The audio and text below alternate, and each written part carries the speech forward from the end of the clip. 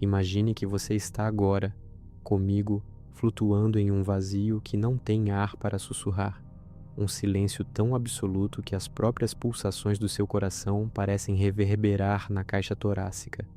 Cada batida, uma minúscula explosão no etéreo que o cerca.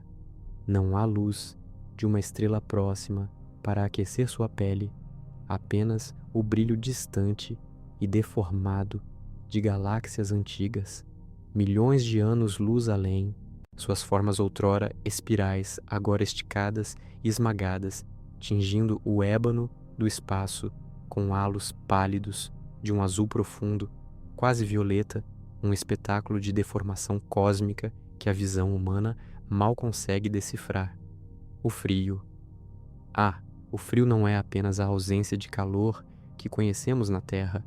É uma mordida tão primal que transcende a sensação, uma abstração que penetra seus ossos, congela a umidade em seus alvéolos e transforma cada um de seus fluidos internos em microcristais afiados, muito antes que sua consciência, em seus últimos lapsos, possa sequer registrar a dor de sua própria desintegração. Seus músculos, privados de oxigênio, se contorcem em espasmos lentos, quase graciosos, enquanto o vácuo insidioso suga o ar de seus pulmões com uma força que nenhuma costela poderia conter, e a pressão interna do seu corpo, projetada para a atmosfera terrestre, agora o empurra para fora, inchando cada poro, cada vaso capilar, até que a pele se estica em um tecido translúcido, revelando a rede azul arroxeada de suas veias por baixo. A temperatura que você experimenta é de zero absoluto, ou quase isso, um abraço gelado que roubaria cada elétron de seu lugar, paralisando a atividade molecular, transformando a própria vida em uma estátua de gelo molecular em um instante. Você flutua, meu amigo, neste cenário que desafia a compreensão, um palco de beleza gélida e terror silencioso, e por um momento, apenas um breve, efêmero momento, sua mente pode ser levada a crer que tudo isso é apenas um sonho, uma quimera nascida das profundezas de um pesadelo. Mas sinto informar que essa visão, essa sensação de insignificância arrebatadora, é a pura realidade, um lugar tangível no tecido do cosmos, uma fronteira onde as leis da física que sustentam a vida se desdobram em uma dança letal e indiferente. Estamos em um abismo, a uma distância crítica de um dos objetos mais misteriosos e vorazes do universo. Um buraco negro, um titã invisível cuja mera existência é uma afronta à nossa intuição sobre o que é possível. A radiação cósmica, um rio invisível de partículas de alta energia, atravessa seu corpo, perfurando suas células, rasgando o DNA com a mesma despreocupação que o vento atravessa as folhas de uma árvore na terra. Uma tempestade silenciosa que você não pode ver, mas que o está consumindo de dentro para fora. Seu sangue, fervendo e congelando simultaneamente no vácuo, deixa para trás um rastro minúsculo e cintilante de vapor e cristais, uma assinatura efêmera de sua existência que se dissipa tão rapidamente quanto surgiu. É um lugar que para qualquer ser humano desprotegido seria o fim em questão de segundos, uma morte que se desenrola com uma ferocidade silenciosa, quase artística em sua completude. A ausência de oxigênio condenaria o seu cérebro, privando-o da capacidade de formar pensamentos, de manter a consciência, de registrar a vastidão que o cerca. Seu corpo, um delicado ecossistema de trilhões de células, cada uma delas um micro-universo de reações bioquímicas, seria violado em sua mais íntima estrutura. Os alvéolos dos seus pulmões, tão essenciais para a troca gasosa, irromperiam sob a força brutal do vácuo, e a delicada arquitetura de seus vasos sanguíneos, a rede intrincada que irriga cada músculo e órgão, colapsaria ou explodiria, dependendo da pressão diferencial. Seus olhos, expostos à ausência de pressão, provavelmente começariam a inchar e a córnea se tornaria turva, opaca, antes que a escuridão final engolisse qualquer resquício de luz ou forma. Este não é o espaço vazio que vemos em filmes, mas um ambiente hostil, violento e implacável em sua perfeição letal, uma orquestra de forças invisíveis que atuam em uníssono para desmantelar a própria ideia de vida. E enquanto você está aí, nessa contemplação forçada de sua própria vulnerabilidade, sinto a necessidade de perguntar, com a gentileza que um silêncio tão profundo exige: como você se sente ao se permitir flutuar nesse abismo, meu amigo? Há um certo pavor, claro, uma inevitável repulsa à ideia de aniquilação, mas talvez, apenas talvez, um vislumbre de uma beleza indescritível, uma majestade fria na totalidade dessa indiferença cósmica. Este cenário, este abraço do vácuo e do frio, não é apenas um adeus à vida, mas uma aula silenciosa sobre a fragilidade de nossa existência e a robustez implacável das leis que governam o universo. É um lembrete vívido de que a vida, tal como a conhecemos, é uma exceção, um milagre complexo que floresceu sob condições específicas, um balé termodinâmico delicado, mantido por um equilíbrio tênue de forças. E se você está apreciando esta jornada, esta imersão em algo tão profundamente diferente do nosso cotidiano, um pequeno gesto, um simples curtir ou talvez um inscrever-se no canal ajuda a levar estas reflexões a outros que buscam a quietude no vasto e inquietante silêncio do cosmos. Estamos, de fato, à beira de uma fronteira. Não é uma fronteira geográfica, nem uma linha política em um mapa terrestre. É uma fronteira da própria realidade, uma linha tênue e invisível que separa o conhecido do abissalmente desconhecido, o discernível do absolutamente incompreensível. Estamos nos aproximando do que os cientistas chamam de horizonte de eventos, uma superfície teórica ao redor de um buraco negro, um limite além do qual nem mesmo a luz, a mais veloz das entidades cósmicas, pode escapar. É o ponto de não retorno, o limiar de um abismo onde a geometria do espaço-tempo se distorce de tal maneira que todas as trajetórias possíveis levam inexoravelmente para dentro, para a singularidade infinitamente densa no coração do buraco negro. É aqui, meu caro ouvinte, que a gravidade, essa força familiar que nos mantém presos à superfície da Terra, se revela em sua forma mais extrema e tirânica, uma força que não apenas atrai, mas dobra, amassa e reconfigura o próprio tecido da existência. A cada instante que você flutua aqui, nesse vazio primordial, a cada pulsação que seu corpo quase morto tenta emitir, você está sentindo o prelúdio dessa tirania. As forças de maré, imperceptíveis em distâncias maiores, começam a se manifestar com uma crueldade assustadora. Pense na diferença de força gravitacional entre a ponta de seus pés e o topo de sua cabeça. Normalmente, na Terra, essa diferença é insignificante, mas aqui, tão perto desse monstro cósmico, a diferença se torna catastrófica. A força sobre seus pés, mais próximos do buraco negro, é dramaticamente maior do que a força sobre sua cabeça.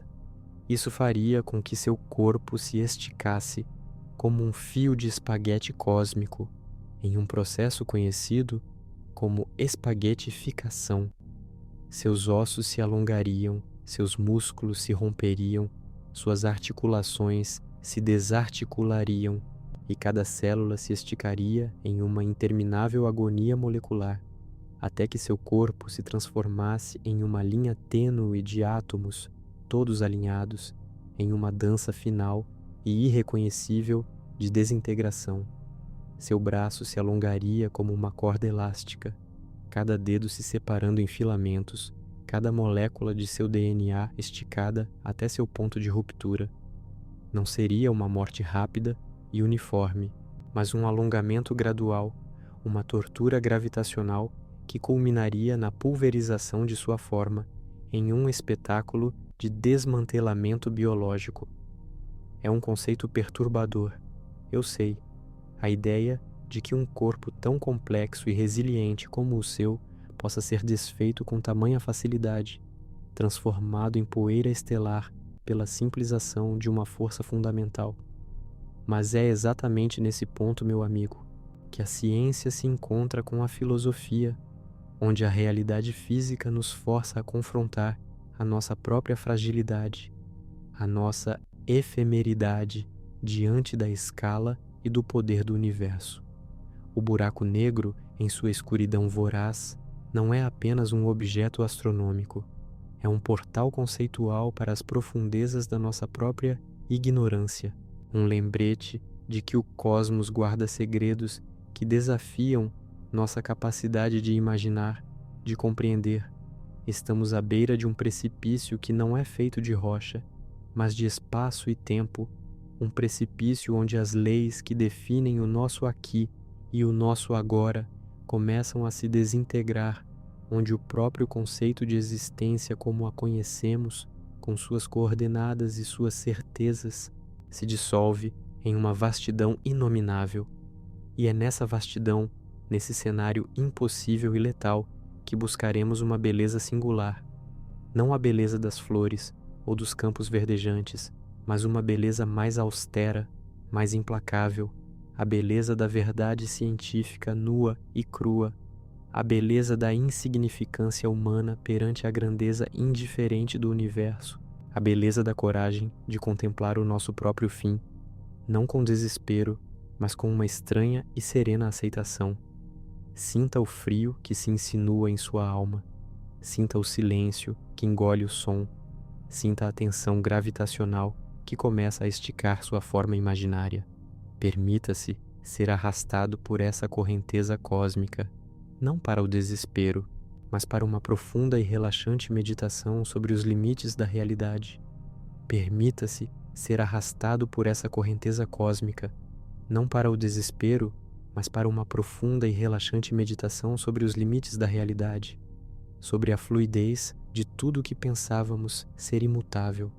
Essa desintegração que vislumbramos à beira do abismo gravitacional, essa pulverização do corpo em seus constituintes mais elementares, é, em sua essência mais fria e científica, uma forma de retorno ao pó primordial, uma reintegração com o vasto oceano de partículas que compõem o universo. E talvez, meu amigo, seja precisamente essa indiferença cósmica, essa aniquilação individual que espreita em cada canto escuro do espaço, que nos impulsiona como espécie a buscar a perpetuação, a estender nossa frágil existência para além dos confins de um planeta, de um sistema solar, lançando-nos em viagens que desafiam a própria noção de tempo e de casa. Imagine agora, por um instante, que você não é uma vítima do vácuo insidioso ou da voracidade gravitacional, mas um dos trilionésimos de seres humanos a bordo de uma dessas quimeras da engenharia, uma nave geracional. Não é uma nave rápida, elegante, que corta o éter com a velocidade da luz, mas um arcano colossal, uma cidade-estrela autossuficiente, um ecossistema fechado de metal e carne, navegando pelas eras, uma odisseia de séculos ou mesmo milênios através da escuridão intergaláctica.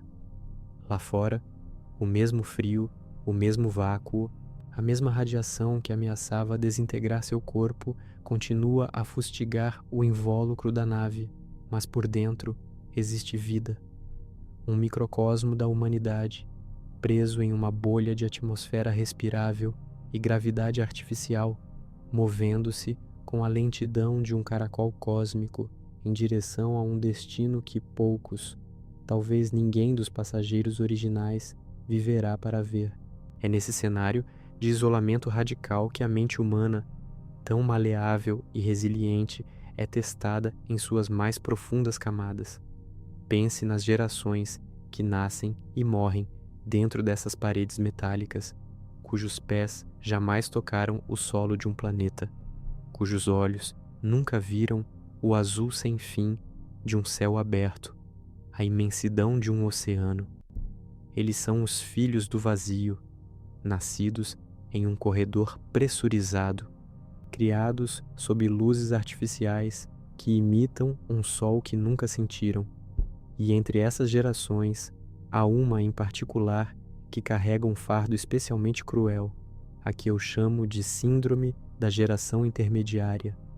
Essa é a geração que se encontra no coração da jornada, distante demais da Terra para ter qualquer memória viva, qualquer vestígio de contato com o mundo que seus ancestrais deixaram para trás, mas ainda infinitamente longe do destino prometido. Eles nascem para morrer em trânsito, sem um começo e sem um fim tangível para sua própria existência.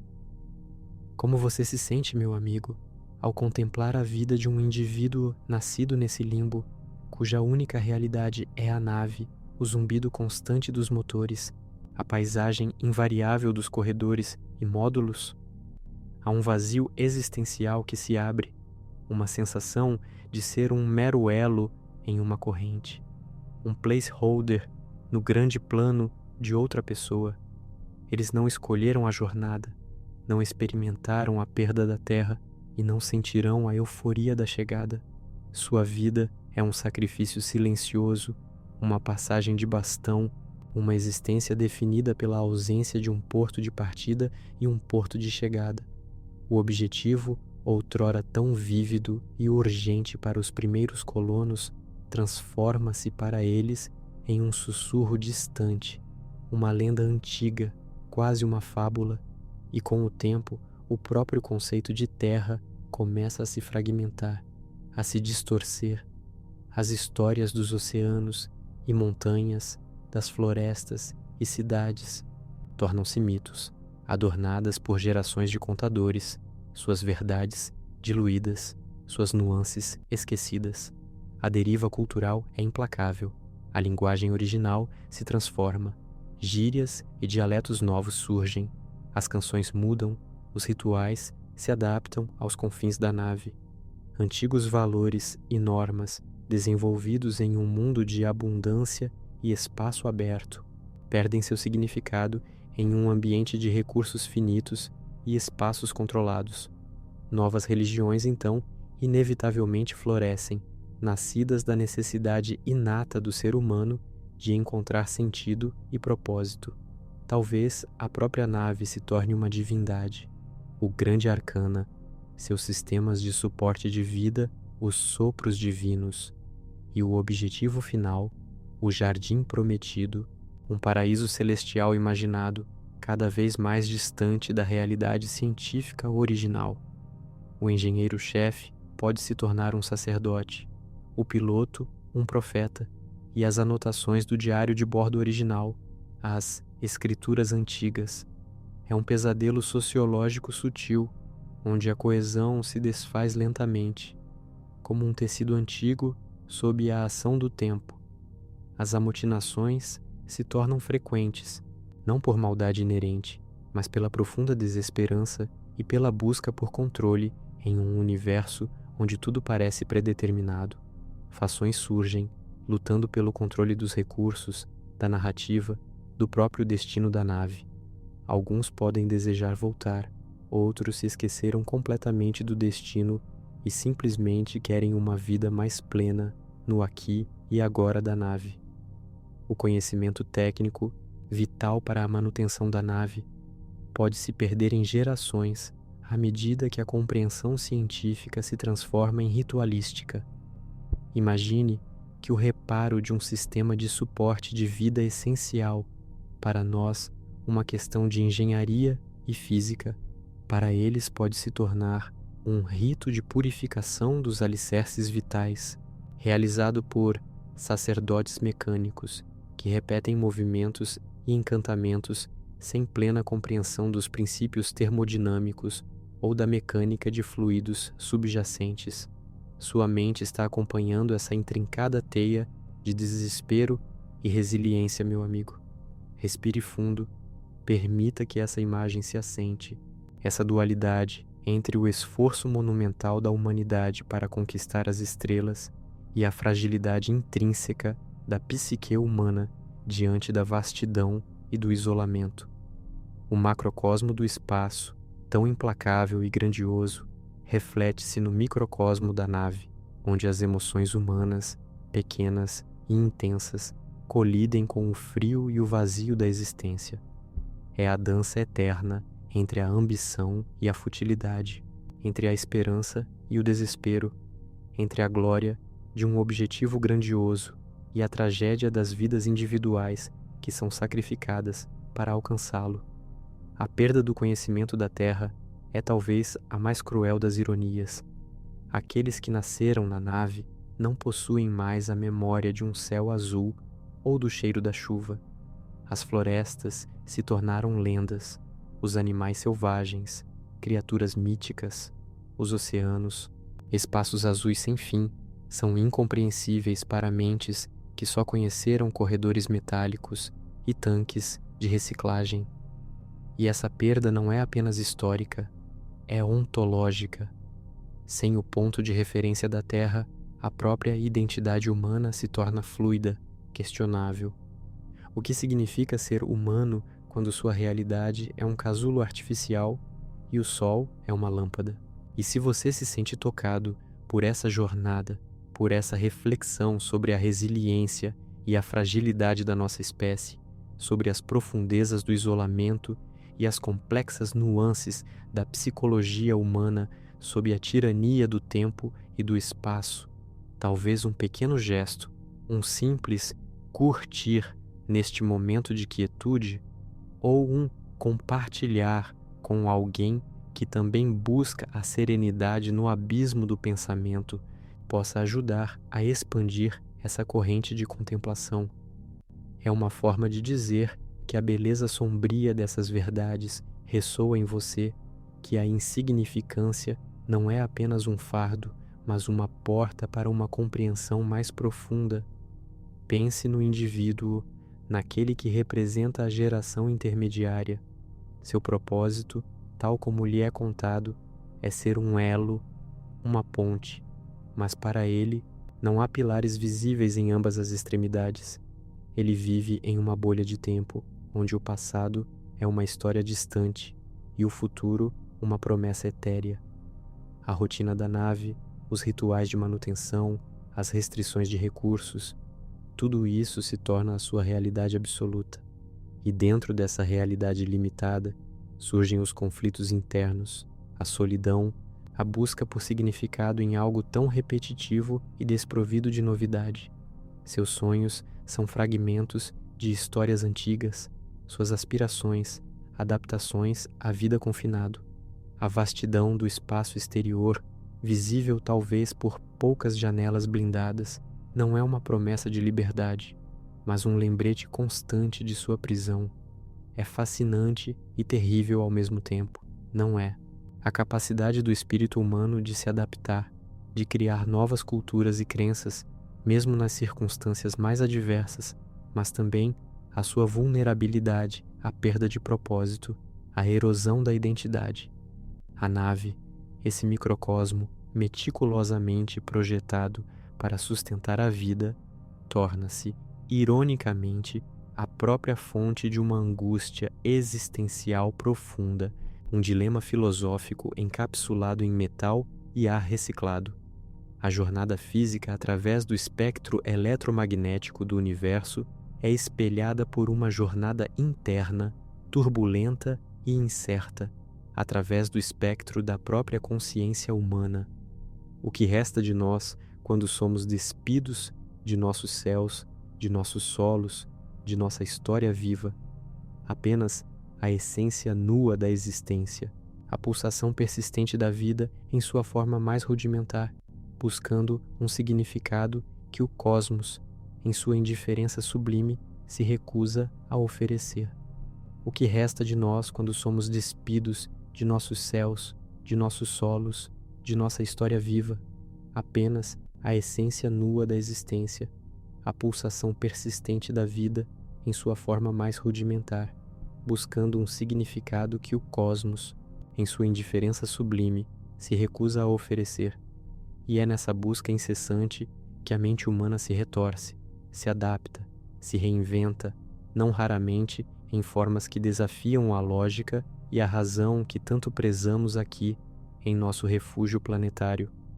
A nave, outrora um triunfo da ciência, torna-se um laboratório flutuante para a psique humana, um experimento involuntário sobre os limites da resiliência e da sanidade. Pense nos diários de bordo, meticulosamente mantidos pelos primeiros colonos, repletos de dados científicos, observações astronômicas e instruções cruciais para a manutenção dos sistemas complexos da nave. Essas seriam as palavras sagradas, os textos fundadores. Mas à medida que as gerações se sucedem, a linguagem original se desvia, os conceitos científicos se tornam arcaicos e o conhecimento, outrora pragmático e vital, é reinterpretado através de lentes místicas, uma válvula de pressão essencial para o reator de fusão, cujas especificações foram meticulosamente desenhadas, pode se tornar um guardião dos ventos estelares, um artefato ritualístico que exige oferendas e cânticos para seu funcionamento correto, em vez de uma simples substituição de peças baseada em dados de fadiga material. A perda de conhecimento não é uma falha de memória, mas uma deriva semântica, uma transformação onde a função é substituída pela fé e a ciência se dissolve na religião. E essa transformação é perigosa, meu amigo. A nave é um organismo vivo, sim, mas um organismo que exige manutenção constante, um delicado equilíbrio termodinâmico de energia, calor, ar e água. Um erro de cálculo, uma falha em compreender os princípios de um sistema vital pode significar a catástrofe para toda a microcivilização a bordo. Imagine o desespero quando um sistema de reciclagem de água, por exemplo, essencial para a sobrevivência, começa a falhar. Para os cientistas originais, seria uma questão de diagnosticar a falha na filtração por osmose reversa ou na esterilização UV. Para as gerações intermediárias, mergulhadas na mitologia da nave, seria um castigo dos deuses do oceano, exigindo rituais cada vez mais desesperados e sacrifícios para apaziguar entidades invisíveis, enquanto a realidade física da escassez hídrica se aproxima, inexorável. Como você se sente ao contemplar essa vulnerabilidade, essa fragilidade da inteligência e da civilização diante do tempo e do isolamento? É um lembrete sombrio de que a nossa sobrevivência não é garantida apenas pela nossa capacidade tecnológica, mas pela nossa capacidade de preservar e transmitir conhecimento, de manter uma conexão com a razão e a evidência, mesmo quando o vácuo tenta nos engolir, não apenas fisicamente, mas mentalmente. Respirar aqui, nesse momento de reflexão, é fundamental. Permita que a tensão se dissipe, mas mantenha a mente aberta para a gravidade dessas implicações. A dualidade entre o microcosmo da nave e o macrocosmo do universo exterior é constante e sufocante. Dentro da nave, a vida pulsa em um ritmo artificialmente mantido, cada nascimento e cada morte um evento registrado em anais que se estendem por séculos. Lá fora, bilhões de estrelas nascem e morrem em uma indiferença esmagadora, suas vidas, de milhões de anos, uma mera pulsação em um tempo cósmico que zomba da efemeridade humana. A nave é uma pequena bolha de ordem contra o caos, uma ilha de consciência na vastidão da inconsciência. Mas até mesmo essa ordem interna é constantemente ameaçada pelas forças da entropia, não apenas na forma de falhas mecânicas, mas na desintegração social e psicológica. As amotinações, antes mencionadas, não são apenas levantes contra a autoridade, mas muitas vezes são expressões violentas da síndrome da geração intermediária, o grito de uma juventude sem raízes nem asas. Eles veem os recursos serem racionados, as esperanças murcharem e a promessa do destino parecer mais e mais distante. Por que continuar? Para que propósito? Seus pais lhes falaram da terra, um paraíso perdido. Seus avós, do destino, um paraíso prometido. Mas eles, a geração do meio, vivem no purgatório. E o purgatório, para a psique humana, é insustentável a longo prazo. As hierarquias sociais, antes baseadas na experiência e no conhecimento, podem se tornar baseadas na força bruta ou no carisma de líderes que prometem soluções fáceis para problemas complexos. As facções que surgem não são apenas políticas, são filosóficas, religiosas, existencialistas.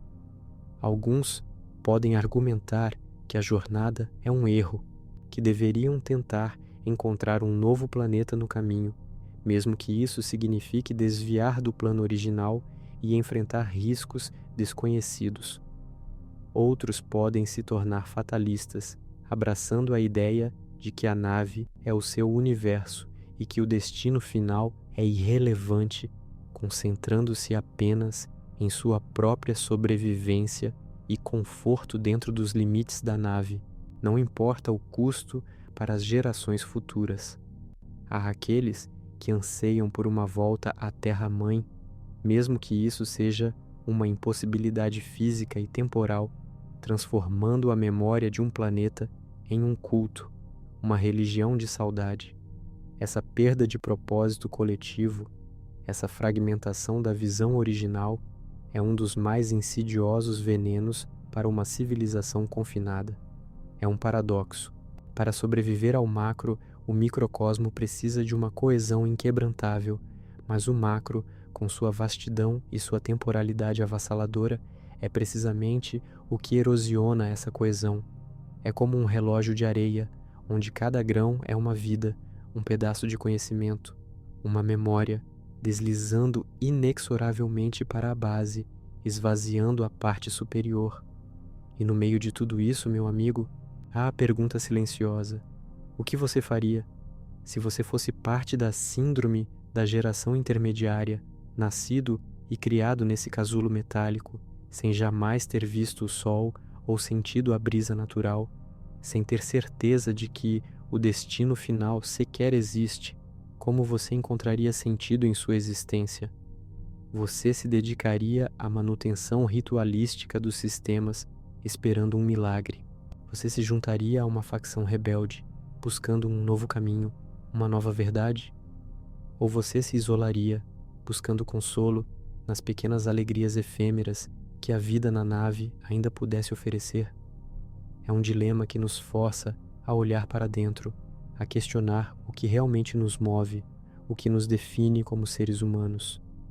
Se esta contemplação o está envolvendo, se essas imagens e ideias estão ressoando em suas profundezas, considere a possibilidade de expressar essa conexão com um simples curtir, ou, talvez, compartilhar esta meditação com alguém que também valoriza a profundidade da reflexão, que busca a beleza nas sombras e nas verdades desconfortáveis do cosmos.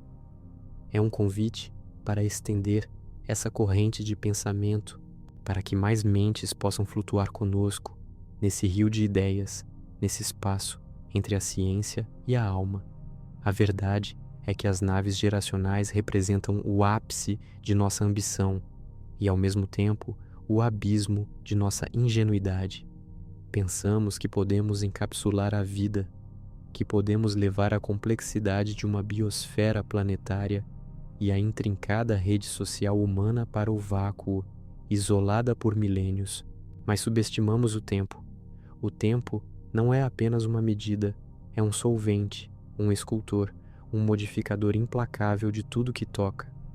Ele distorce memórias, corrói propósitos, transforma fatos em folclore.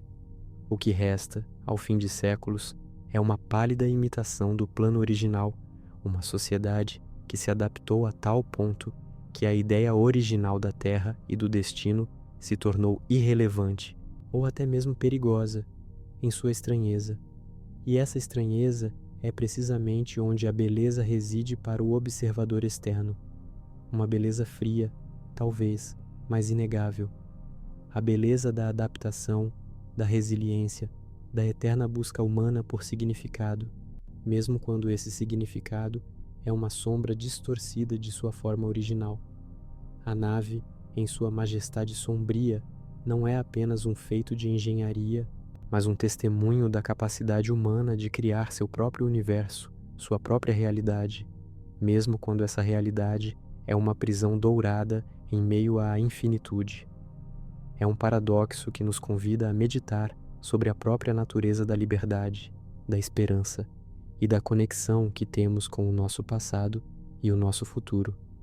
E enquanto você reflete sobre isso, sobre as vidas encapsuladas, a perda de memória, a criação de novos mitos no coração do abismo, sinto que é um bom momento para se permitir respirar novamente, profundamente, e sentir o ar que, para nós, é tão abundante e, para eles, é a própria essência de uma existência cuidadosamente controlada.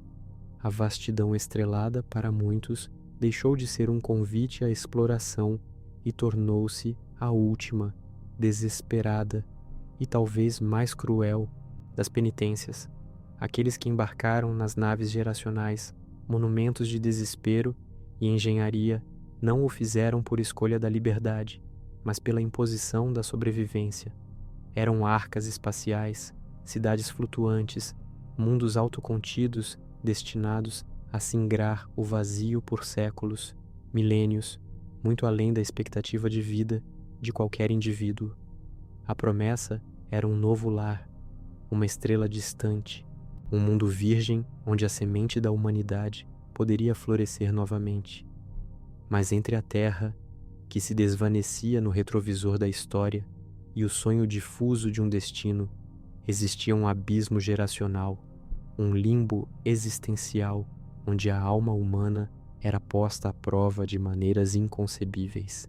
Imagine-se nascido ali, no coração de metal e circuitos, em um mundo que não tem horizonte real, apenas paredes de aço e luzes programadas. Sua pele nunca sentiu o sol, seus olhos nunca viram um céu azul sem a mediação de um domo ou um monitor. Você sabe que há uma terra porque os registros o dizem, porque os antigos, os seus tataravós, a viram e a lembraram. Você sabe que há um destino porque os motores rugem eternamente, porque os cálculos dos engenheiros prometem um ponto final. Mas você, a geração intermediária, não viu a Terra e não verá o destino. Sua existência é a jornada em si. Sua identidade está enraizada no trânsito, na travessia sem propósito pessoal. É uma experiência de vida profundamente desoladora, um eco oco na vastidão. Respire fundo, pois este é o cerne da síndrome da geração intermediária. É a psique fragmentada de milhões que nascem sem um ponto de partida tangível e sem um ponto de chegada pessoal. Eles não têm raízes na poeira da história terrena, nem a esperança palpável de plantar novas no solo prometido. São os eternos passageiros, condenados a viver a vida como um interlúdio, um preenchimento entre atos que não lhes pertencem. O macro da missão, a sobrevivência da espécie, torna-se um fardo insuportável no micro da existência individual. Que significado tem a sua vida se ela é apenas uma engrenagem microscópica numa máquina que funcionará muito depois de você ser pó reciclado pelos sistemas da nave? A consequência mais imediata e devastadora dessa síndrome é a deriva cultural. A cultura terrestre, tão vibrante e complexa, começou a desintegrar-se nas primeiras gerações. Os rituais, as línguas sutis, as piadas internas, as referências geográficas, tudo o que ligava os humanos à sua origem, começou a distorcer-se. Mitos de uma terra paradisíaca, com oceanos infinitos e céus abertos substituíram os fatos científicos de um planeta que a humanidade havia estrangulado. As canções de amor falavam de encontros em corredores estéreis, não sob árvores. As tradições alimentares eram ditadas pelos biorreatores, não pelas estações. A linguagem evoluiu, incorporando termos técnicos da nave e perdendo palavras para conceitos que já não existiam. A floresta passou a ser um setor de reciclagem de oxigênio. O rio, uma linha de esgoto purificado. A própria noção de natureza tornou-se uma abstração, um conto antigo. Nesse vácuo de significado e de conexão emergiram novas religiões. Não eram apenas crenças, mas tentativas desesperadas de dar sentido à existência encapsulada.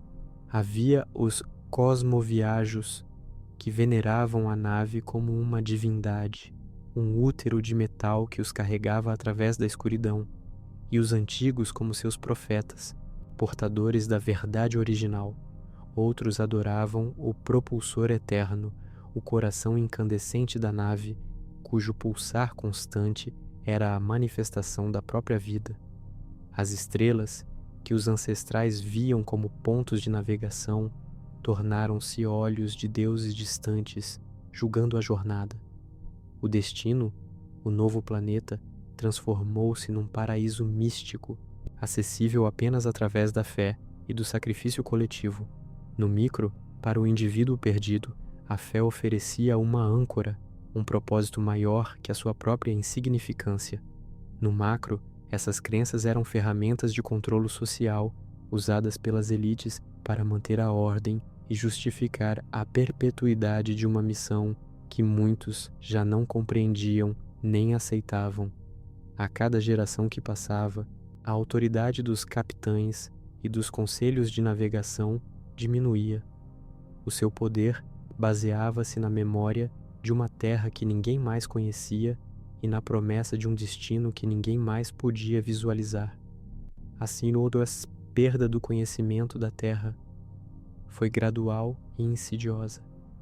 Os diários de bordo originais, as enciclopédias digitais, os registros históricos, antes sagrados, tornaram-se textos obscuros, cheios de referências sem contexto.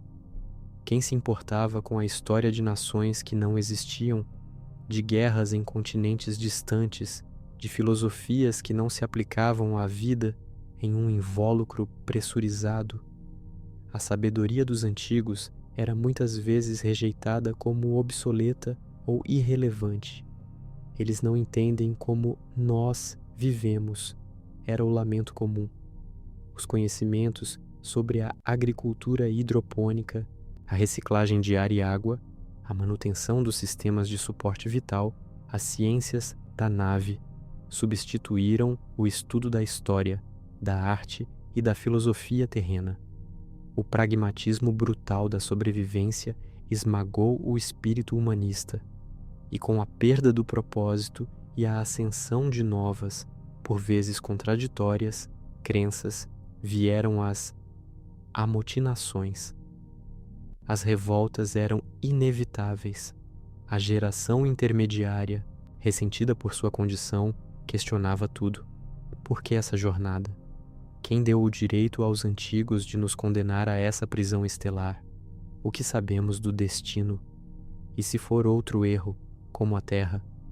Os setores de recreação transformaram-se em focos de dissidência, os refeitórios em palcos de debates acalorados que rapidamente escalavam para confrontos. Algumas amotinações eram localizadas, pequenas erupções de raiva individual ou de clãs contra a austeridade imposta ou a injustiça percebida. Outras, porém, eram levantes massivos, mobilizando setores inteiros da nave.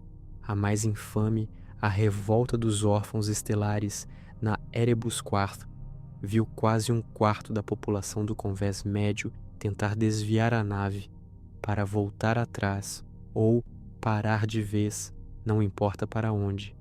O resultado foi um banho de sangue e a expulsão dos rebeldes para o vácuo gelado, uma lição brutal sobre os limites do livre-arbítrio a bordo.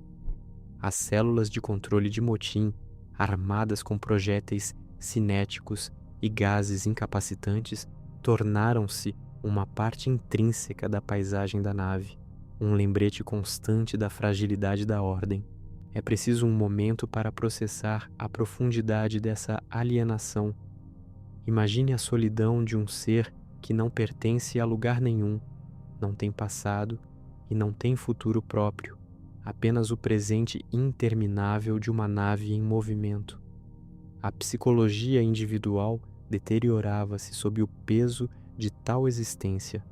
A apatia era endêmica. A depressão, uma epidemia silenciosa, muitas vezes confundida com preguiça ou falta de disciplina pelos burocratas da nave. Jovens olhavam para as estrelas através das janelas de visualização, os poucos permitidos, não com admiração, mas com um cansaço existencial profundo, o sentimento de estarem presos num túmulo metálico, movendo-se para um lugar que não lhes interessava.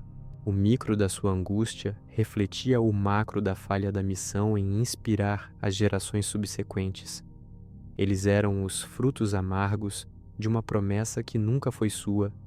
A esperança, essa chama vital que moveu os primeiros colonizadores, era uma vela que tremeluzia perigosamente, quase apagada pelo vento constante da indiferença geracional. A própria estrutura social da nave, antes concebida para a eficiência e a equidade, começou a fissurar-se sob a pressão do desespero e da desilusão.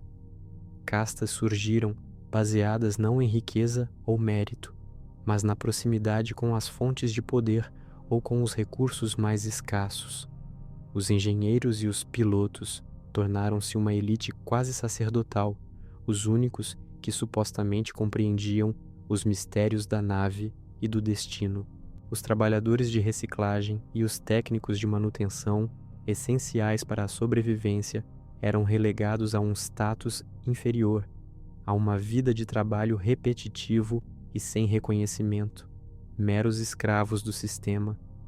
A promessa de uma nova sociedade equitativa no destino distante havia se desfeito em hierarquias rígidas e abusos de poder dentro da própria nave. A vida a bordo dessas arcas não era apenas uma questão de sobrevivência física, mas de persistência da alma. Como se ama, como se sonha, como se concebe uma família quando o futuro é um mero prolongamento de um presente sem horizonte? A taxa de natalidade, monitorizada obsessivamente pelos conselhos de navegação, era um barômetro da saúde psíquica da tripulação. Nas primeiras gerações, o ímpeto de continuar a espécie era forte, alimentado pela memória da Terra e pela esperança do destino. Mas, para a geração intermediária, o porquê de ter filhos era uma questão cruel. Para que trazer novas vidas a uma existência tão vazia, tão desprovida de escolha? A reprodução tornou-se, para muitos, um ato burocrático, uma obrigação para com a missão, não uma expressão de amor e esperança. O micro da escolha pessoal sobre a paternidade era esmagado pelo macro da demanda populacional. O resultado?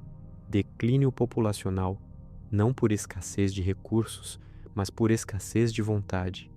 Os programas de condicionamento e os sistemas de entretenimento de realidade virtual tornaram-se cada vez mais sofisticados, não para enriquecer a vida, mas para anestesiá-la.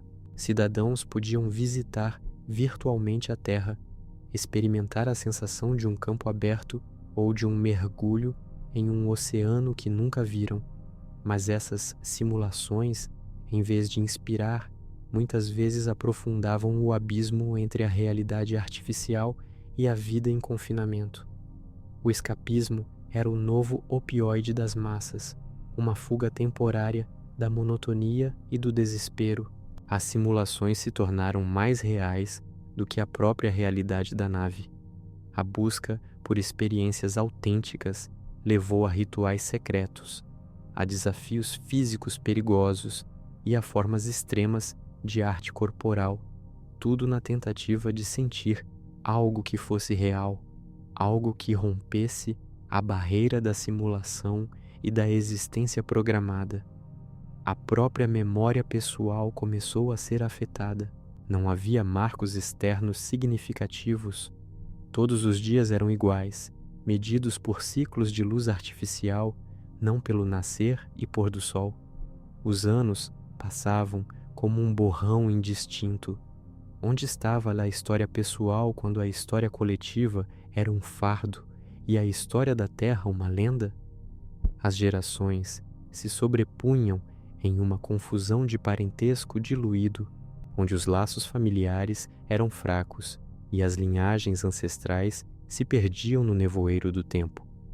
O conceito de família expandiu-se e contraiu-se de maneiras estranhas, formando-se em unidades de conveniência ou de necessidade, não necessariamente de sangue. O micro da identidade pessoal dissolvia-se na vastidão anônima da tripulação da nave. Este é o futuro que se desenha para aqueles que ousaram desafiar o vazio, mas se esqueceram de desafiar a si mesmos. Um pesadelo sociológico que navega sem rumo, onde a maior ameaça não é o espaço exterior, mas o abismo interior, o sussurro constante dos sistemas de suporte de vida, o pulsar rítmico dos motores distantes e a luz artificial que nunca cediam à noite ou ao dia. Tudo isso formava a sinfonia perpétua da existência a bordo das naves geracionais. Essa não era apenas uma casa, era um útero de metal, uma tumba pressurizada que abrigava milhões, mas também os aprisionava numa realidade cuidadosamente controlada. A psicologia do isolamento não era uma teoria abstrata aqui, era a arquitetura da mente, moldando cada pensamento, cada emoção, cada aspiração. Para a geração intermediária, nascida no vazio e destinada a morrer sem pisar num solo que não fosse de aço, a identidade era uma constante interrogação. A ausência de marcos naturais, montanhas, rios, oceanos, o próprio ciclo do dia e da noite, dissolvia a percepção do tempo, transformando décadas em um borrão indistinto. O ontem e o amanhã perdiam sua gravidade, esmagados pelo peso de um agora interminável. Respire fundo, pois estamos a mergulhar ainda mais fundo na mente coletiva de um povo sem raízes.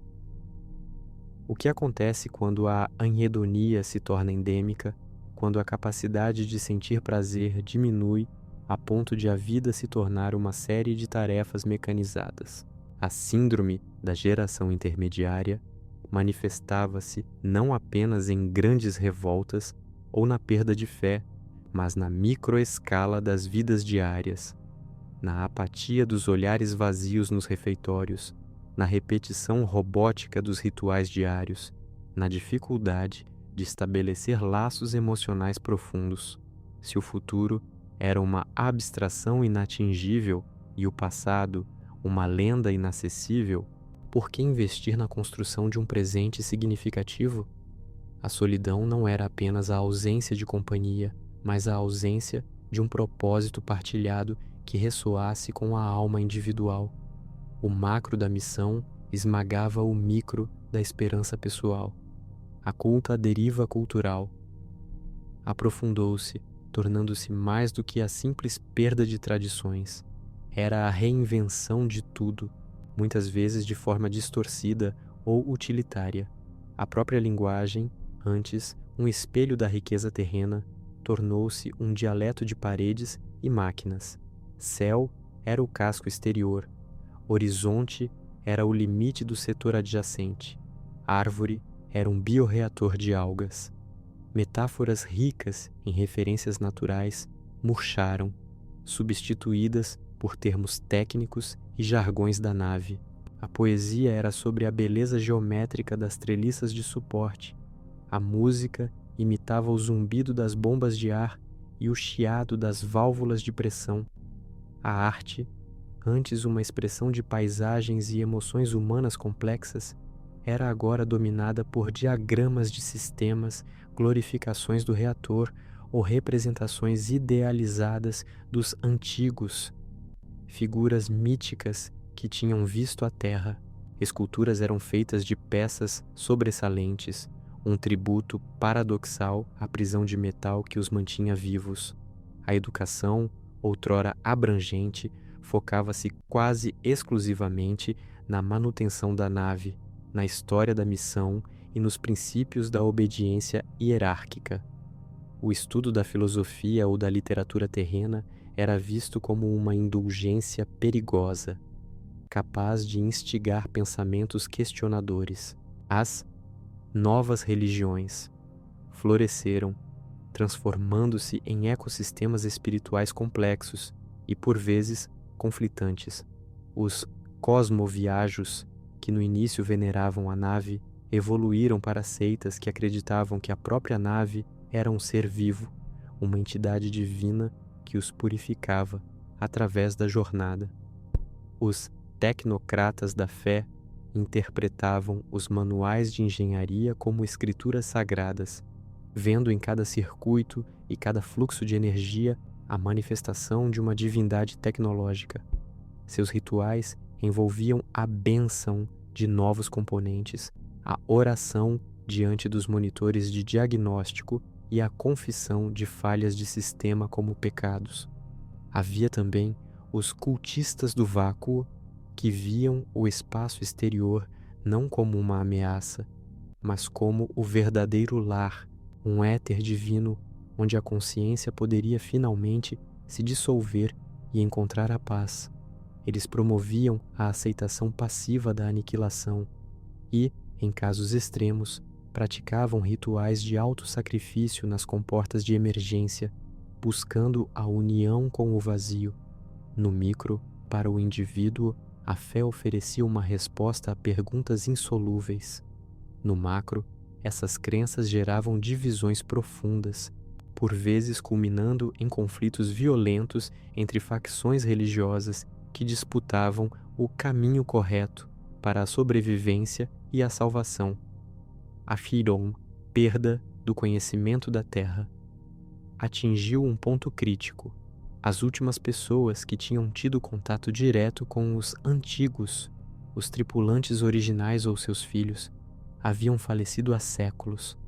A Terra era agora menos um fato histórico e mais um mito, um Éden perdido, cujas histórias eram contadas com o mesmo tom de lenda que se aplicaria a dragões ou deuses.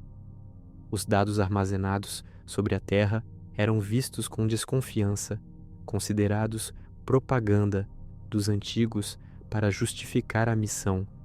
Por que estudar a geografia de continentes que não existiam, as filosofias de povos que não respiravam o ar reciclado da nave, as ciências de um planeta que se autodestruiu? Os arquivistas da Terra, antes respeitados guardiões da história, tornaram-se figuras excêntricas, marginalizadas, cujas verdades eram irrelevantes ou até perigosas por instigar nostalgia e descontentamento. A história da nave, e não a da Terra, tornou-se o currículo fundamental, com ênfase nos grandes capitães e nos desafios superados, uma narrativa construída para perpetuar o status quo e a legitimidade da missão. As amotinações, embora brutalmente reprimidas como a da Erebus Quad, nunca cessaram. Elas apenas evoluíram. A violência aberta deu lugar a formas mais insidiosas de resistência, sabotagem de rotina, greves de trabalho disfarçadas de falhas técnicas, a disseminação de rumores e notícias falsas através das redes de comunicação internas e a formação de sociedades secretas que se reuniam em compartimentos de serviço esquecidos ou em setores desativados. Essas células clandestinas trocavam informações sobre as fraquezas dos sistemas, planeavam rotas de fuga ou simplesmente compartilhavam histórias e esperanças proibidas. A vigilância era constante. Câmeras em cada corredor, sensores em cada duto de ventilação, informantes infiltrados em cada setor. A repressão gerou paranoia. A desconfiança era a moeda corrente. O micro da vida individual era uma dança delicada entre a conformidade e a resistência secreta, onde um olhar, um gesto, uma palavra sussurrada podia significar a diferença entre a sobrevivência e a expulsão para o vácuo. A psicologia de viver sob vigilância constante e a ameaça de punição severa desumanizava. As relações interpessoais tornaram-se transacionais, cautelosas. Quem se podia realmente confiar num ambiente onde a lealdade à nave era testada a cada instante? A capacidade de empatia e compaixão murchava, substituída por um pragmatismo frio. O macro da segurança e da ordem da nave exigia o sacrifício do micro, da individualidade e da espontaneidade. As crianças eram ensinadas desde cedo sobre a importância da missão, da conformidade e da unidade, mas no fundo de seus olhos jovens já se via a sombra da mesma melancolia que afligia seus pais. Elas nasciam para serem engrenagens, treinadas para essa obediência, sem a curiosidade inata que impulsionou os seus ancestrais. A arquitetura da nave, projetada para eficiência e funcionalidade, tornava-se um labirinto psicológico. Os corredores idênticos, a ausência de vistas para o exterior, a repetição monótona de padrões e cores, tudo contribuía para uma sensação de desorientação e claustrofobia existencial. Os poucos espaços verdes, seções de hidroponia e parques de bioreatores eram locais de refúgio temporário, mas mesmo ali, o cheiro de ozono artificial e o zumbido das bombas lembravam a todos que não estavam num jardim, mas num sistema. A própria noção de liberdade esvaziara-se de sentido. Liberdade para quê? Para circular por corredores diferentes, mas igualmente limitados, para escolher entre tarefas igualmente enfadonhas. A busca por liberdade, então, transformou-se numa busca por significado, por qualquer coisa que transcendesse a inevitabilidade de sua existência confinada. O paradoxo era cruel. A tecnologia que os salvou da Terra condenou-os a uma nova forma de prisão. A promessa de um novo começo tornou-se a realidade de um presente interminável. Os engenheiros e cientistas que conceberam as naves, em seu otimismo desesperado, falharam em prever a fragilidade da psique humana diante de um futuro tão prolongado e desprovido de referências. Eles pensaram em oxigênio, água e comida, mas esqueceram-se do ar para a alma. O que é a sobrevivência quando se perde a vontade de viver? Este é o legado das naves geracionais, não um triunfo da engenharia, mas um testemunho da profunda e insuperável necessidade humana de raízes, de horizontes e de um propósito que se estenda além das paredes de aço. O pesadelo sociológico continua, navegando através do vazio, cada milha uma prova de que a maior distância a ser percorrida é aquela entre a esperança e a desesperança humana. A vastidão lá fora não era apenas escuridão, era o esquecimento em sua forma mais pura e brutal, um vácuo que prometia apagar não apenas a carne, mas a própria memória de sua existência. E, no entanto, aqui estamos, suspensos nesse abismo, nesse útero metálico que é o seu mundo, a sua nave geracional. Não pensem nela como um simples transporte, ou sequer como uma arca. Ela é um ecossistema autônomo, um pequeno deus de aço e vida, girando em torno de um sol que sequer é o seu, seguindo uma rota que levará séculos para ser concluída, atravessando milênios de tédio cósmico e desafios existenciais. Seu interior é um labirinto de corredores, jardins hidropônicos que exalam um aroma adocicado e artificial, reatores que sussurram uma energia fria e incessante, e habitáculos que se estendem por quilômetros, uma cidade flutuante no abismo, uma bolha de sanidade frágil contra a loucura do universo.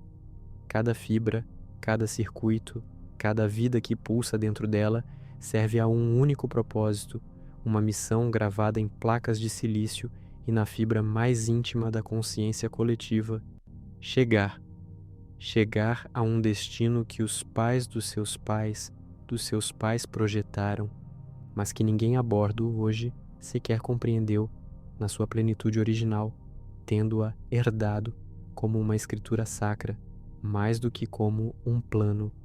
É aqui que reside o cerne do que chamo de pesadelo sociológico, o paradoxo da existência prolongada em um vazio que consome a alma de dentro para fora.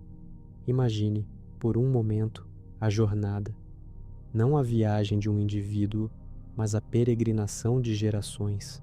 As primeiras levas, os fundadores, ainda tinham na retina a imagem da terra, sentiam o cheiro da chuva, a textura da terra sob os pés, a melancolia de um céu azul que se tornou uma lenda, uma memória ancestral que queimava em suas retinas.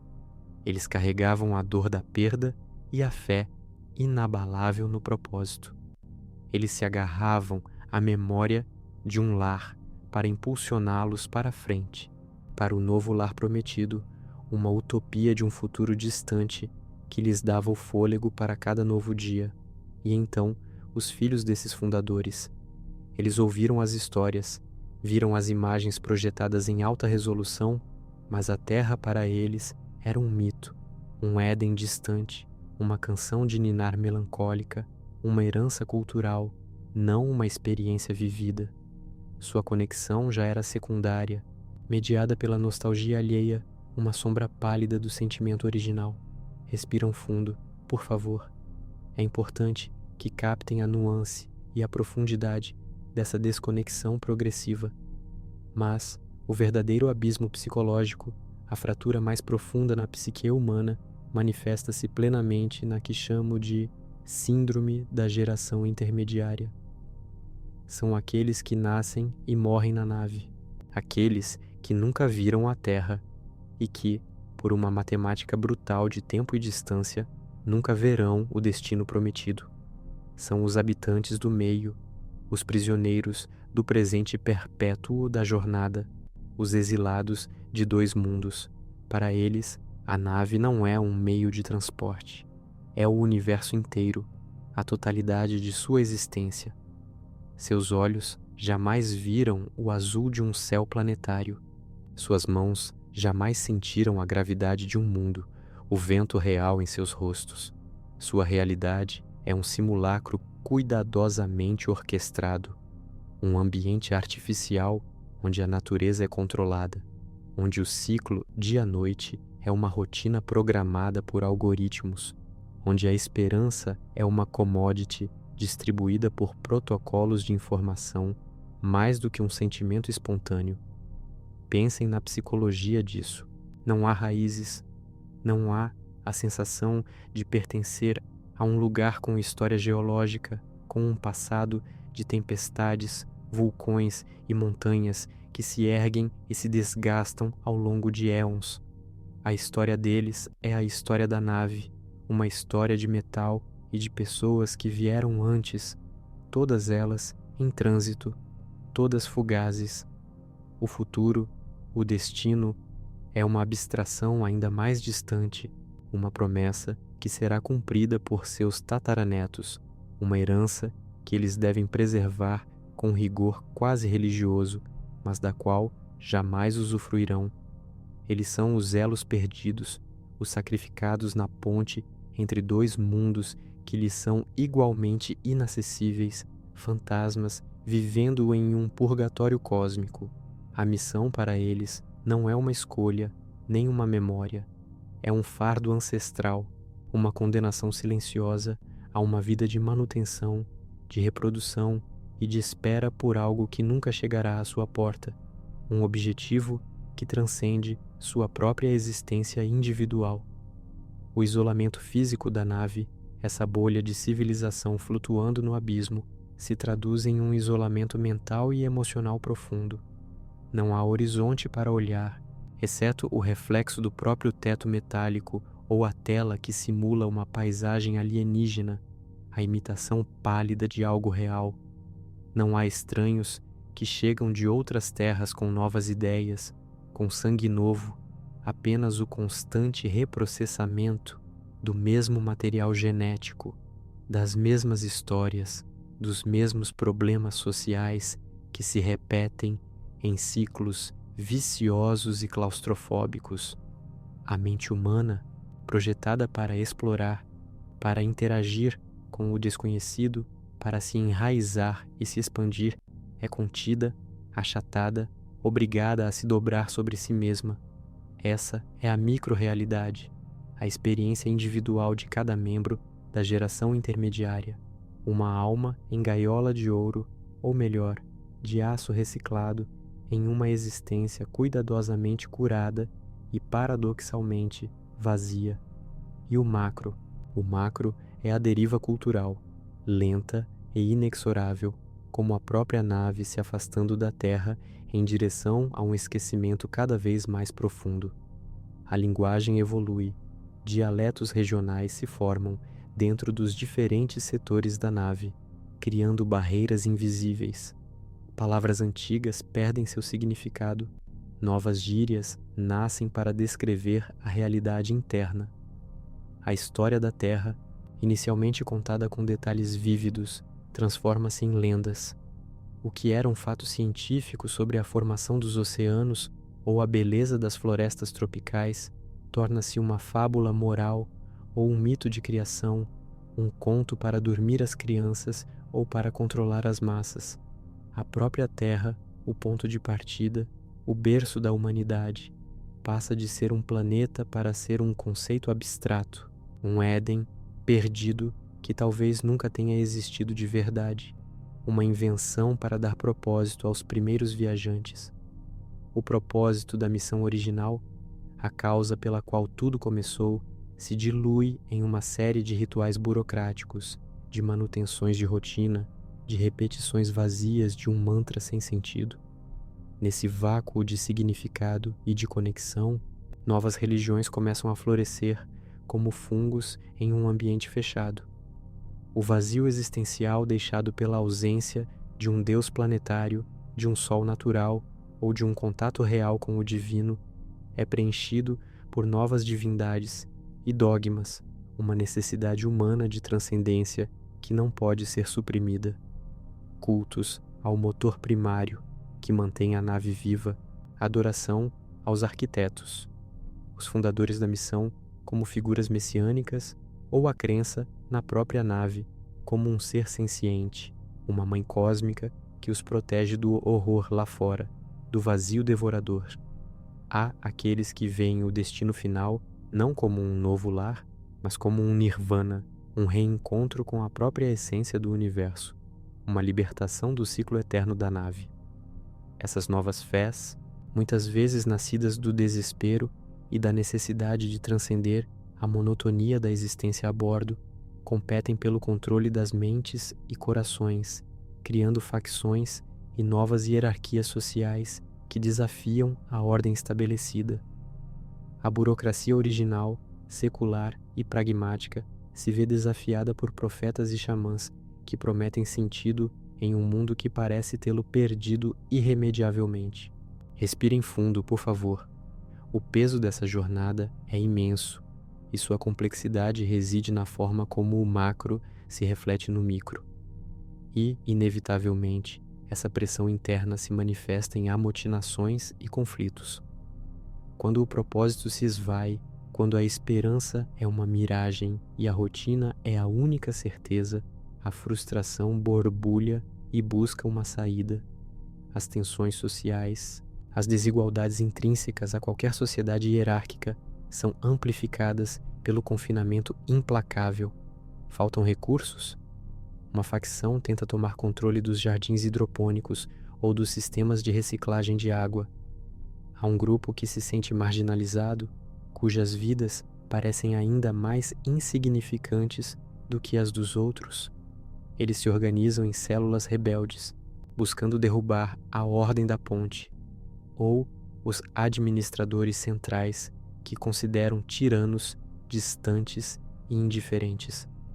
Pequenas guerras civis podem eclodir dentro dos próprios corredores da nave, com lutas por território, por influência, por uma fatia maior de um futuro que ninguém verá, mas que todos anseiam controlar. Essas amotinações não são apenas revoltas por recursos, são gritos existenciais, manifestações da síndrome da geração intermediária, a revolta dos condenados a uma vida sem horizonte tangível. O microconflito individual de não pertencer se transforma no macroconflito social pela própria alma da nave, pelo seu comando, pelo seu propósito final. A perda do conhecimento da Terra é talvez a tragédia mais silenciosa, mas a mais devastadora.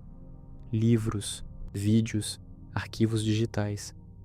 Tudo isso pode ser preservado em vastas bibliotecas de dados, mas sem o contexto, sem a experiência vivida, a informação se torna estéril.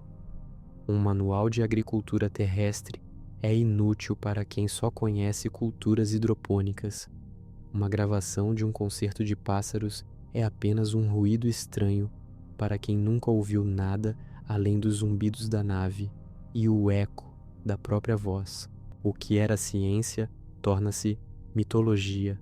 O que era história torna-se lenda. As habilidades e conhecimentos ancestrais, essenciais para a sobrevivência em um planeta diverso e incontrolável, são substituídos por conhecimentos especializados na manutenção dos sistemas da nave, a única realidade que importa. A humanidade a bordo, em sua ânsia de chegar a um novo lar, esqueceu o que significa ter um lar. Esqueceu a diversidade, a imprevisibilidade, a beleza bruta e caótica de um mundo natural. Tornaram-se seres da máquina, adaptados ao seu ventre metálico, mas alienados de sua própria origem, presos em uma gaiola tecnológica de sua própria criação. Essa dualidade é o que define o pesadelo sociológico. A macroescala da jornada, a imensidão do espaço e do tempo que se estende por éons, contrasta brutalmente com a microescala da experiência humana a bordo. Um indivíduo em seu pequeno cubículo, observando o teto que simula um céu estrelado, pode sentir a opressão de milênios de viagem em seus ossos, a memória genética de uma liberdade que nunca experimentou. A claustrofobia não é do espaço físico, mas do espaço existencial. A nave é gigantesca, sim, uma maravilha da engenharia, mas é finita, fechada, um sarcófago para o espírito livre, uma tumba coletiva em perpétuo movimento. Cada corredor é uma veia, cada sistema de suporte à vida, um órgão, mas a alma coletiva, a anima mundi da Terra, se dilui, se fragmenta, se perde no silêncio entre as estrelas, cada vez mais rarefeita. E para a geração intermediária, essa é a única realidade que conhecem. Não há passado a que se agarrar, exceto as histórias distorcidas dos ancestrais, ecoando em câmaras de eco cada vez mais vazias. Não há futuro a que aspirar, exceto a vaga, quase irreal promessa de uma terra distante que eles jamais verão, uma miragem que só seus descendentes poderão tocar. O presente é uma rotina cíclica de trabalho, manutenção, reprodução e, para muitos, uma busca desesperada e frequentemente fútil por significado em um universo que parece ter esquecido o propósito da sua própria existência. Eles são os herdeiros de um sonho que se tornou pesadelo, os guardiões de uma tocha que queima sem aquecer o coração, os navegadores de um oceano de estrelas, onde a única bússola é a persistência cega de uma missão que já não faz sentido em seus corações, apenas na fria lógica dos protocolos da nave. São, em essência, o produto de uma engenharia social complexa, nascidos para serem engrenagens em um relógio cósmico, suas emoções e aspirações dobradas à vontade de uma missão concebida muito antes de existirem. A utopia da sobrevivência se revelou a distopia da alma cativa. Eles são a prova viva de que a maior prisão não são as paredes que nos cercam, mas a ausência de um horizonte para onde apontar o olhar, a ausência de um propósito que ressoe com a alma em um nível mais profundo do que a mera continuação da espécie. E assim, a nave segue, um monumento flutuante à resiliência e à tragédia da condição humana, rumo a um silêncio que ninguém entende, mas que todos a bordo, de alguma forma inarticulada, sentem que é o seu destino final e inevitável. Respirar, apenas respirar e sentir o peso dessa verdade que permeia cada átomo de sua existência artificial. A nave segue, e com ela a dúvida incessante e corrosiva. Qual é o verdadeiro custo de chegar, se no processo se perdeu o motivo de ir? Deixe que a mente flutue um pouco mais, para além da pontualidade urgente dos ponteiros que marcam seus dias, além da voz interior que por vezes insiste em catalogar falhas, em projetar ansiedades. Permita-se agora desatar esses nós apertados de expectativas e culpas, deixando que a vasta tapeçaria do cosmos se desdobre diante de você, não como um desafio, mas como um oceano de tranquilidade. Imagine que você está flutuando, não em um vazio gélido, mas em um abraço morno e infinito, onde as estrelas são apenas um tecido distante, uma memória cintilante de algo tão grandioso que suas preocupações mais prementes se dissolvem em um murmúrio distante, quase inaudível. Sinta a leveza que vem de se desprender, de soltar as âncoras da autocrítica e do peso que a sociedade, ou você mesmo, impôs sobre seus ombros, pois há uma verdade libertadora na imensidão, uma sabedoria intrínseca na escala que nos transcende. Olhe para o céu noturno, ou feche os olhos e imagine-o.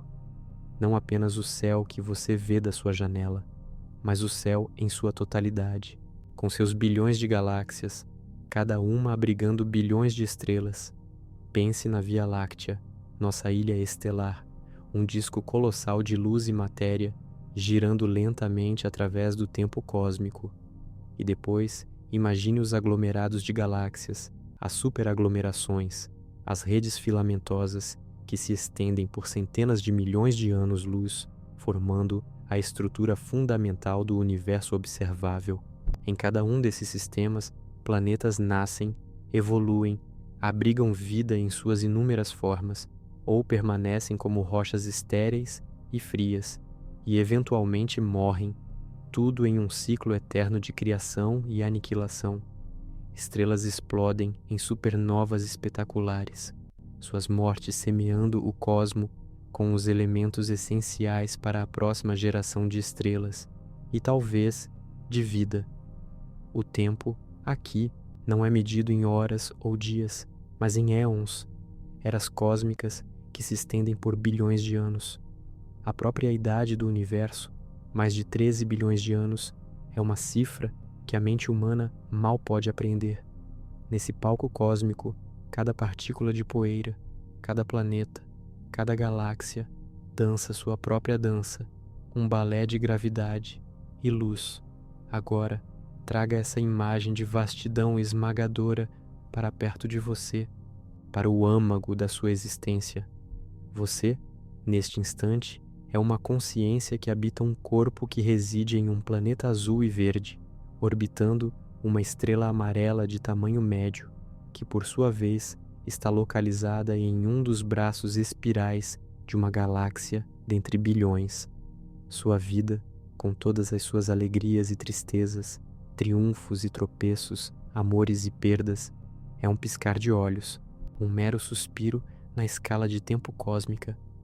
Aquela preocupação que o tem incomodado, aquele erro que você cometeu e que o persegue, aquela meta que parece inatingível, aquela palavra dita sem pensar que ainda ecoa em sua mente aquele prazo apertado, aquele medo do julgamento alheio, a pressão de ser perfeito, de ser notável, de ser tudo para todos. Agora, flutuando nesse oceano cósmico, olhe para esses fardos. Eles são menores que grãos de areia, eles são menos que uma gota no oceano. Eles são sombras de poeira estelar projetadas em um momento efêmero. Se o universo é tão grande, tão incompreensivelmente vasto e antigo, seus erros de hoje não importam. E a beleza disso é que eles realmente não importam. Não para o cosmos, não para a dança das galáxias, não para o nascimento de novas estrelas em nebulosas distantes. Sua falha mais espetacular não irá alterar a trajetória de um asteroide, nem retardar a expansão do universo, nem apagar o brilho de uma estrela anã vermelha a trilhões de quilômetros daqui.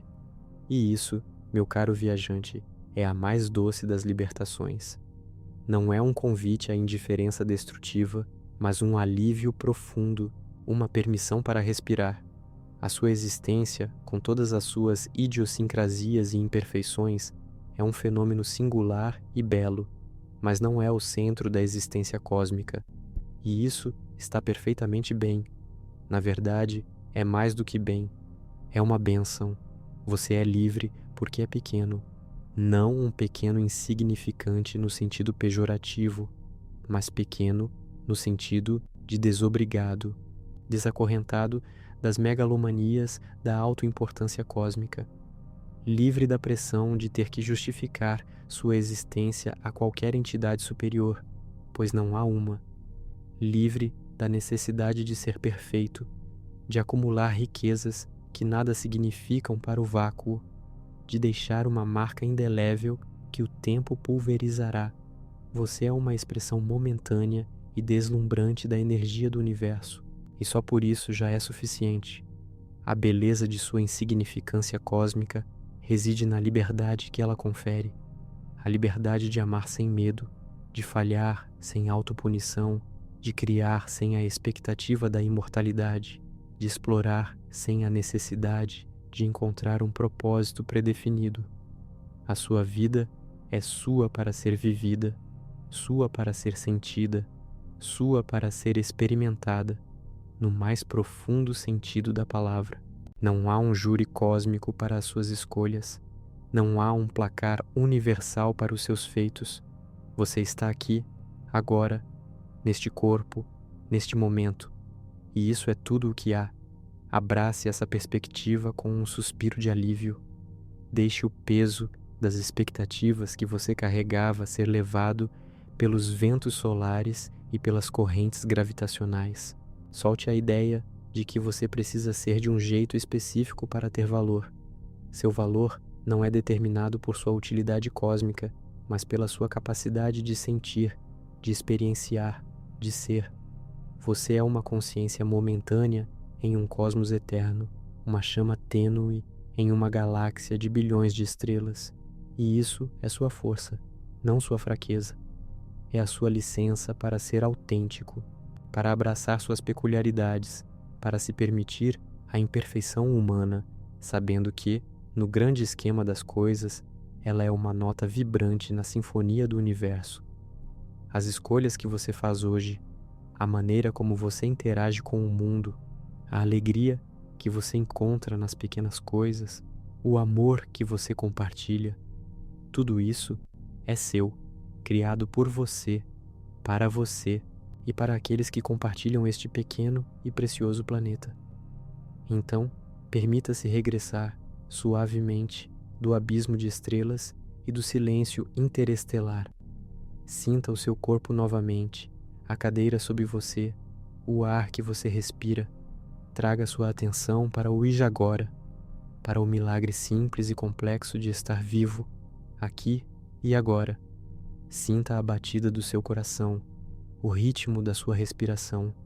Inspirando, sinta o ar fresco preenchendo seus pulmões, trazendo vida e renovação. Expirando, solte qualquer resíduo de tensão, qualquer preocupação que ainda insista em se prender. Apenas respire, apenas sinta. Você está aqui, vivo, neste instante fugaz, mas profundamente significativo para você. E isso é tudo o que importa neste momento. Que sua jornada seja leve, que seus dias sejam preenchidos com a beleza da insignificância libertadora, e que cada escolha que você faça seja um ato de amor próprio e de celebração da sua própria e única existência. Boa eternidade, viajante.